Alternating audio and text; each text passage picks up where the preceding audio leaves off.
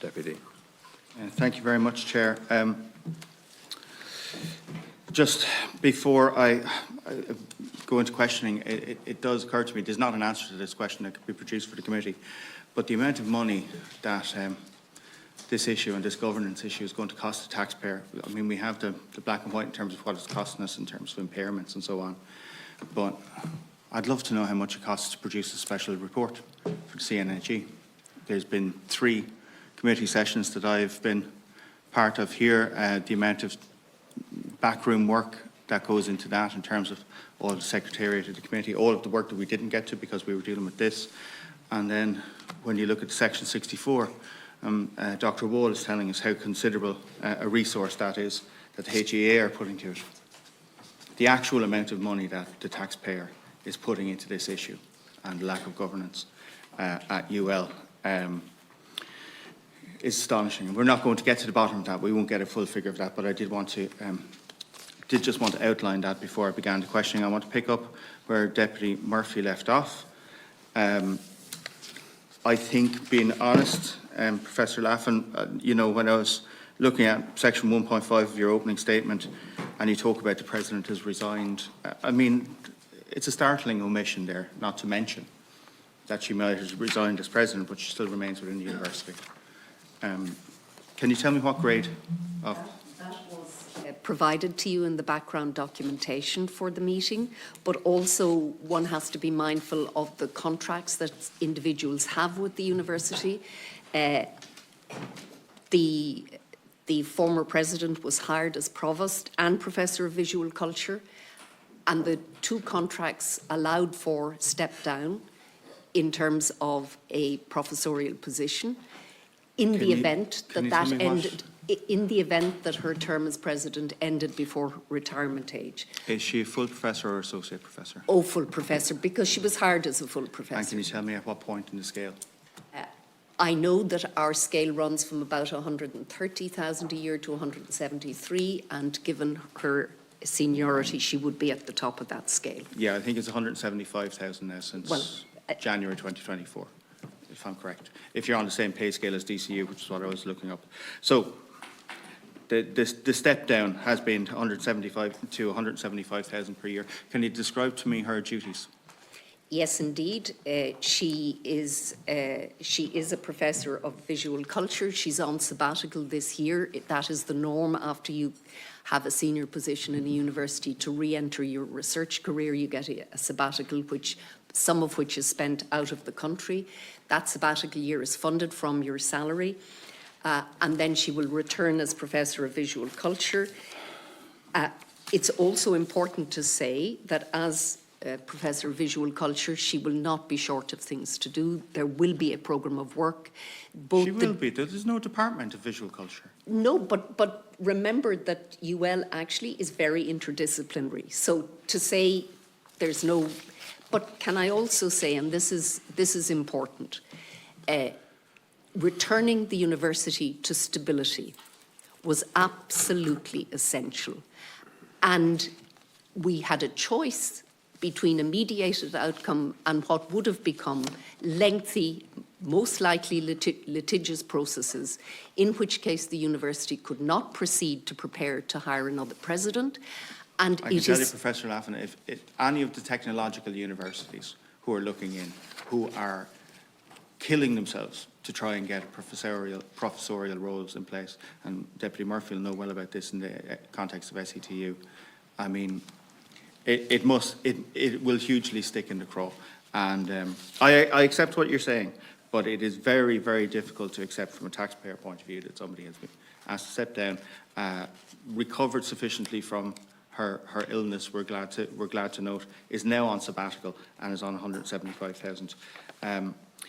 These things are matters of judgment, and they're matters of the stability of a very large and very important Irish institution with a very large budget. And I think, Deputy, you would agree that it's important we return this institution to stability and allow it face its future, a future within which it can flourish.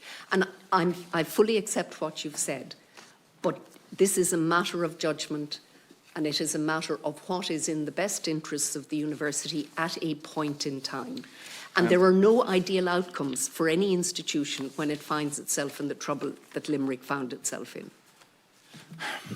I'm reviewing your opening statements, and both of your opening statements. What I found difficult to accept was, I suppose, this idea that there was a level of benign incompetence that happened here. And that we should accept that there was a bunch of bad decisions made by people who are acting in good faith. But when you look at, I mean, there was a deliberate and manufactured haste in both of these cases. It was brought to the governing authority. We must act now. You know, the monorail is moving on if we don't act now. Have we asked and answered the basic question of cui bono? Who benefited? Because I find it difficult to accept that these were just bad decisions. And there's nothing that I see in the opening statements here that begins to identify the motivating force behind this. Come in on that. So, Deputy, you understand in terms of the Ray Bogue transaction, that is under investigation at the moment, and we can't comment further on that. Yeah.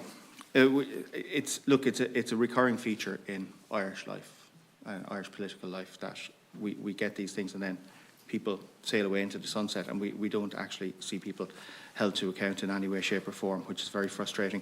I just wanted to ask Mr. Wall just on the section 64, and I know you're in a peculiar position where you're expecting this process to come to a conclusion relatively soon, but you can't speak to us too much more about it. Compared to the interactions that you had previously where you didn't have those statutory powers, have you identified, I suppose, a cultural shift in the organisation in terms of, so obviously you arrived with more powers under the new statute. Yeah. But did you find that you were dealing with a different institution in terms of their openness and their willingness to engage? I did, in fairness to the institution, I did. Now, there's a history of the HA dealing with the institution, which obviously predates my time there, where that wouldn't have been the case, and where there would have been a kind of more pugilistic kind of approach taken to any intervention by the HA, and a desire to obscure or delay or in some way derail any kind of actions that the HA were anxious to do, and a quickness, not just in UL, but elsewhere, to kind of point out the legal deficits in any kind of approach the university was subject to. That hasn't been our experience, Deputy. And to go straight to your question, our relationship hasn't been just one of swapping letters. So we deliberately went down to the campus, we put ourselves around the campus, made ourselves available to anyone who wanted to speak to us, got a very clear insight into the kind of cultural issues that people are talking about. But in fairness, there has been, because I have reasons, and Deputy Murphy has referred to these, I have reasons not to believe things I'm told in UL, given previous experiences where I have been told things which simply weren't true.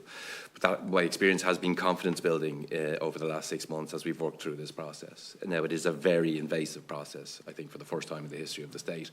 But we are getting full cooperation from the university, and I think there's a sense in the university that owning these issues, I mean, this is an autonomous institution, it is a governing authority, it has specific requirements in law under the Universities Act and under the Spending Code that it wasn't paying attention to. And I think there's a great ownership. How long do you expect that the HEA is going to be centrally involved? 3 to 5 years is my guess, for what it's worth. Okay. Yeah, so we've a long way to run. Yeah. The CNIG in its opening statement just identified some of the issues that were there around the calculation of remuneration for senior staff. I wanted to ask whether that has been resolved, whether there's continuing practice, and whether any of that has been unpicked, or whether we still have that legacy. So I can come in on that, Deputy O'Connell. The issue that the CNAG is referring to there is a previous president's contract where it didn't include a notice provision. Every contract in the university now, and it would have always had, it was very surprising that it wasn't in that particular contract. And this is going back to 2018, 2017. So every contract in the University of Limerick has a notice provision in it. But I'm referring to this higher than normal awards of professional added years for professional purposes. For example, has that Has that That issue has been addressed, my understanding is since 2018. I'll hand over to the Yeah, Chief yeah, Financial my Officer. understanding is the awarding of added years now requires the approval of the department since the publication of that report. So that a new process was put in place in response. Do we have any, I suppose, legacy issues? Like, are payments still being made under that old system? Well, I think some of the matters identified in the report was those years had been awarded. So those people the individual pension payments, my understanding, were not amended. Right. Thank you. Thank you.